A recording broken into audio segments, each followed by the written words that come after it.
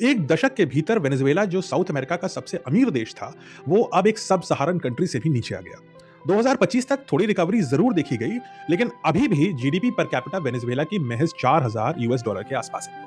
यानी कि 2013 से 2025 के बीच में जीडीपी पर कैपिटा 60% से ज्यादा गिर चुकी है वेनेजुएला की। यानी वेनेजुएला 60% जीडीपी नेगेटिव में गया है। अब इसे बेहतर समझने के लिए इसी आंकड़े को रेस्ट ऑफ द वर्ल्ड से समझते हैं।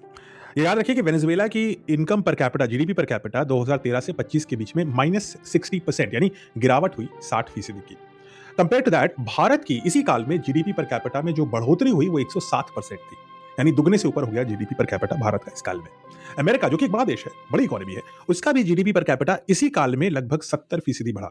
यानी कि जहां बाकी देश अपनी जीडीपी पर कैपिटा को लगभग दुगना कर पाए, इस काल में वेनेजुएला की जो औसत आय थी एक व्यक्ति के लिए, वो आधी से भी कम हो गई, 60% गिर गई। इसको अगर व्यवहारिक भाषा में समझना है तो ये सोचिए कि अगर आपकी फरवरी की सैलरी 60% कम आए तो आपके घर और बजट पर क्या प्रभाव पड़ेगा। वही हाल हुआ वेनेजुएला की आम जनता का।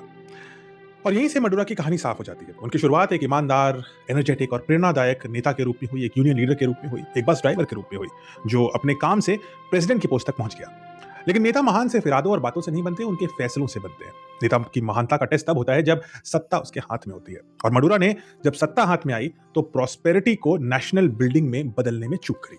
रिफॉर्म्स की जगह उन्होंने कंट्रोल को चुना।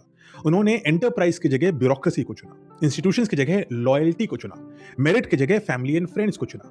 और नतीजा हुआ कि एक तेल समृद्ध अमीर वेनेजुएला अचानक 12 साल में बेहद गरीब हो गया।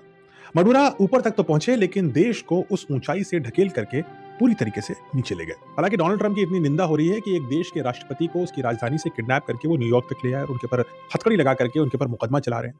रात के अंधेरे में ये सारे काम किए। लेकिन इस पूरे घटनाक्रम की जहां निंदा तो करी जा रही है और आश्चर्य भी व्यक्त किया जा रहा है, हमें यह भी याद रखना चाहिए कि मडुरा भी कोई एक सक्सेसफुल लीडर नहीं है, वो भी कोई प्रशंसा के हकदार नहीं है। और उन्होंने एक अच्छे खासे अमीर देश और समाज को बिल्कुल मिट्टी में मिला दिया।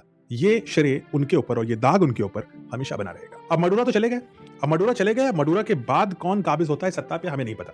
क्या मडुरा की पार्टी ही इसको कंटिन्यू करेगी, या ऑपोजिशन पार्टी आएगी, या अमेरिकन समर्थित कोई नेता वेनेजुएला को भविष्य में लीड करेगा, उसी पर निर्भर करेगा। इन तीन में से जो भी आएगा उसी के ऊपर निर्भर करेगा कि क्या वो वेनेजुएला को ह्यूगो शावेज के रास्ते लेके जाते हैं, यानी साउथ अमेरिका के अमीर देशों में वो वापस काबिज हो जाते हैं, या फिर वो मडुरा के कंट्रोल, रेजिम और ब्यूरोक्रेसी के रास्ते पे जाते हैं और वेनेजुएला जो ऑलरेडी मिट्टी में आ चुका है, मिल चुका है, उसकी पूरी इकोनॉमी खत्म हो चुकी है, क्या उसको और एक एनार्किस्ट स्टेट बना देते हैं। वेनेजुएला के लिए घड़ी बहुत इंपॉर्टेंट है और दुनिया के लिए भी एक इंपॉर्टेंट टाइम है।